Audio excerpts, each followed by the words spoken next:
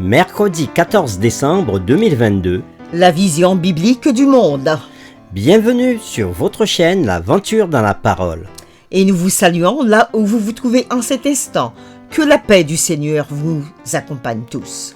Nous vous invitons à participer avec nous en cliquant sur le pouce et en vous abonnant. En laissant des commentaires sur ce que vous avez compris. Et en partageant le lien avec vos collègues, vos parents, vos amis, avec tous vos contacts. Le texte à mémoriser de cette semaine que nous vous invitons à dire avec nous se trouve dans 1 Thessaloniciens chapitre 5, le verset 23. Que le Dieu de paix vous sanctifie lui-même tout entier, et que tout votre être, l'esprit, l'âme et le corps soient conservés irrépréhensibles lors de l'avènement de notre Seigneur Jésus. Nous vous invitons à le redire avec nous, 1 Thessaloniciens chapitre 5, le verset 23. Que le Dieu de paix vous sanctifie lui-même tout entier, et que tout votre être, l'esprit, l'âme et le corps soient conservés irrépréhensibles lors de l'avènement de notre Seigneur Jésus. Comment la notion de la personne, corps, âme et esprit, en tant qu'ensemble indivisible, peut-elle nous aider à mieux comprendre la portée globale de la religion et l'importance de notre mode de vie personnel? À quel moment notre esprit peut-il être transformé par la puissance du Saint-Esprit? Pourrons-nous rester fermes dans la parole de Dieu, guidés par le Saint-Esprit, devant tous les événements qui se produiront jusqu'au retour de Jésus? Saint-Esprit, tu éclaires ma vie. Tu diriges mes pas, tu restes près de moi. Les réflexions de cette semaine nous aident à répondre à ces questions. Et aujourd'hui, nous le ferons avec la séquence La conduite de l'Esprit. Le Saint-Esprit est le puissant agent de Dieu qui déverse l'amour de Dieu dans nos cœurs, comme le dit Romains chapitre 5, le verset 5. Or, l'espérance ne trompe point, parce que l'amour de Dieu est répandu dans nos cœurs par le Saint-Esprit qui nous a été donné. Quelle est donc l'œuvre de l'Esprit? Premièrement, le Saint-Esprit nous conduit dans une véritable expérience salvatrice, ce que nous lisons dans Jean chapitre 16, les versets 7 à 11. C'est Jésus qui parle. Cependant, je vous dis la vérité. Il vous est avantageux que je m'en aille, car si je ne m'en vais pas, le Consolateur ne viendra pas vers vous. Mais si je m'en vais, je vous l'enverrai. Et quand il sera venu, il convaincra le monde en ce qui concerne le péché, la justice et le jugement. En ce qui concerne le péché, parce qu'il ne croit pas en moi. La justice, parce que je vais au Père et que vous ne me verrez plus. Le jugement, parce que le prince de ce monde est jugé. Le rôle du Saint-Esprit aussi est de nous guider dans toute la vérité, comme il est dit dans Jean chapitre 16, le verset 13. Quand le Consolateur sera venu, l'Esprit de vérité, il vous conduira dans toute la vérité, car il ne parlera pas de lui-même, mais il dira tout ce qu'il aura entendu, et il vous annoncera les choses à venir. Le Saint-Esprit aussi donne le pouvoir d'accomplir la mission de l'Évangile, selon Actes chapitre 1, le verset 8. Mais vous recevrez une puissance, le Saint-Esprit survenant sur vous, et vous serez mes témoins à Jérusalem, dans toute la Judée, dans la Samarie et jusqu'aux extrémités de la terre. Puisque c'est le Saint-Esprit qui contrecarre l'œuvre dégénérative de Satan, il n'est pas surprenant que Satan essaye par tous les moyens de déformer notre compréhension de la nature et de l'œuvre du Saint-Esprit. Alors que certains nient sa personnalité, d'autres mettent l'accent sur les dons de l'Esprit plutôt que sur son pouvoir de transformation. Lisons ensemble Actes chapitre 8, les versets 4 à 24, et nous répondrons à cette question. Simon, le magicien de Samarie, voulaient recevoir les dons du Saint-Esprit sans être régénérés par l'Esprit. Comment cette même attitude se manifeste-t-elle encore de nos jours? Nous lisons Actes chapitre 8, les versets 4 à 24. Ceux qui étaient dispersés allaient de lieu en lieu, annonçant la bonne nouvelle de la parole. Philippe étant descendu dans la ville de Samarie, y prêcha le Christ. Les foules tout entières étaient attentives à ce que disait Philippe, lorsqu'elles apprirent et virent les miracles qu'il faisait. Car des esprits impurs sortirent de plusieurs démoniaques en poussant de grands cris, et beaucoup de paralytiques et des boiteux furent guéris. Et il y eut une grande joie dans cette ville. Il y avait auparavant dans la ville un homme nommé Simon, qui, se donnant pour un personnage important, exerçait la magie et provoquait l'étonnement du peuple de la Samarie. Tous, depuis le plus petit jusqu'au plus grand, l'écoutaient attentivement et disaient « Celui-ci est la puissance de Dieu, celle qui s'appelle la Grande. » Ils l'écoutaient attentivement parce qu'il les avait longtemps étonnés par ses actes de magie. Mais quand ils eurent cru à Philippe qui leur annonçait la bonne nouvelle du royaume de Dieu et du nom de Jésus-Christ, hommes et femmes se firent baptiser.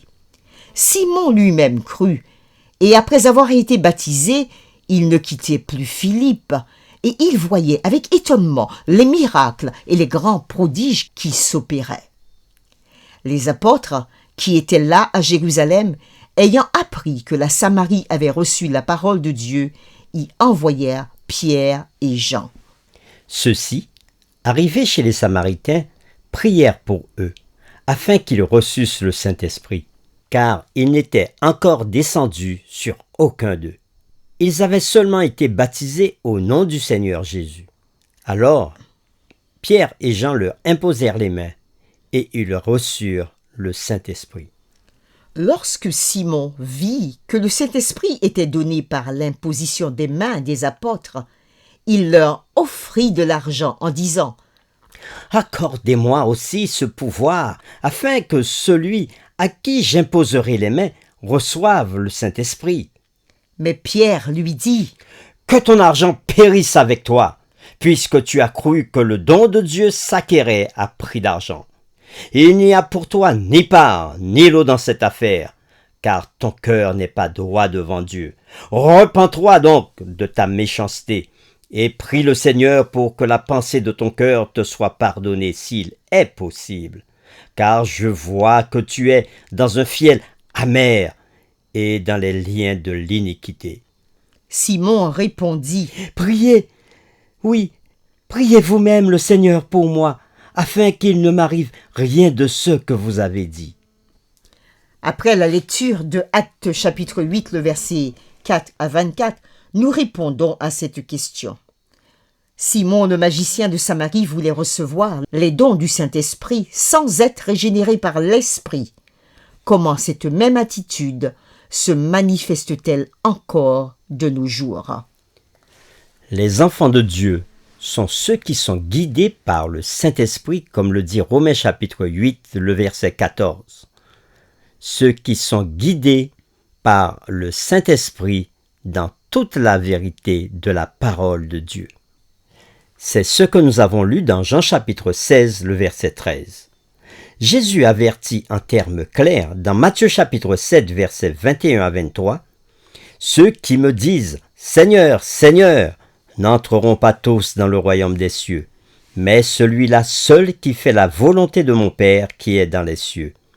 Plusieurs me diront ce jour-là, « Seigneur, Seigneur, n'avons-nous pas prophétisé en ton nom? N'avons-nous pas chassé les démons par ton nom? Et n'avons-nous pas fait beaucoup de miracles par ton nom? » Alors je leur dirai ouvertement, « Je ne vous ai jamais connu.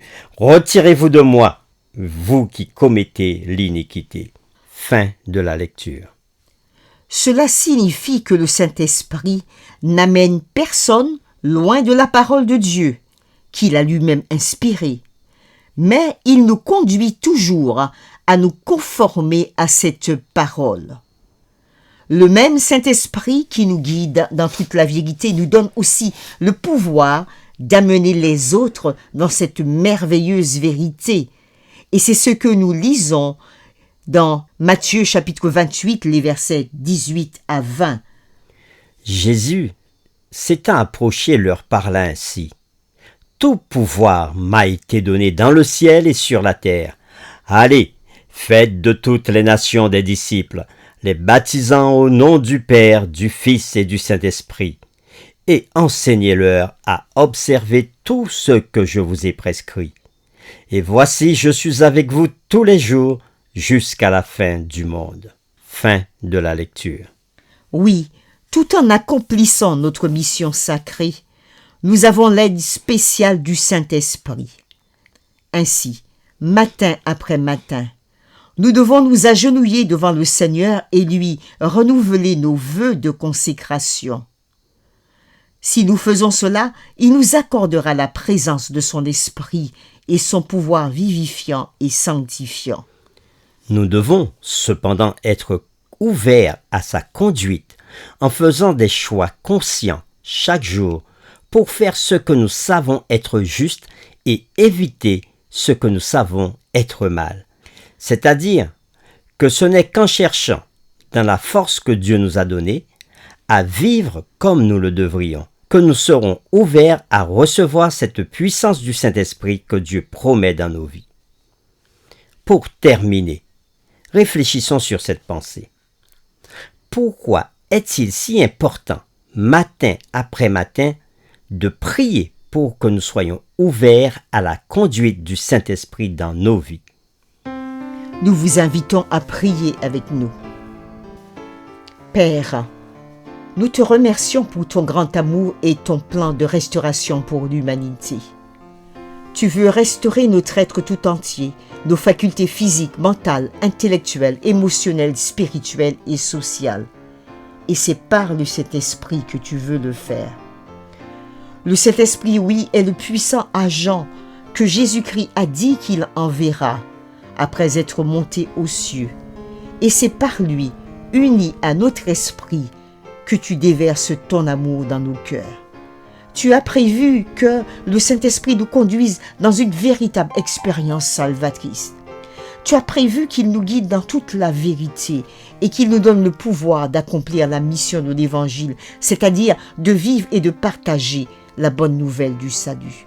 Alors, Père, nous te remercions pour la présence et l'aide du Saint-Esprit, notre consolateur, notre conseiller, notre défenseur et libérateur, envoyé par Jésus pour nous transformer à sa ressemblance. Merci Père pour que chaque jour nous délaissions les voies qui ne sont pas les tiennes et que nous renouvelions notre désir de nous consacrer à toi pour que ton esprit, uni à notre esprit, nous accorde son pouvoir sanctifiant et vivifiant.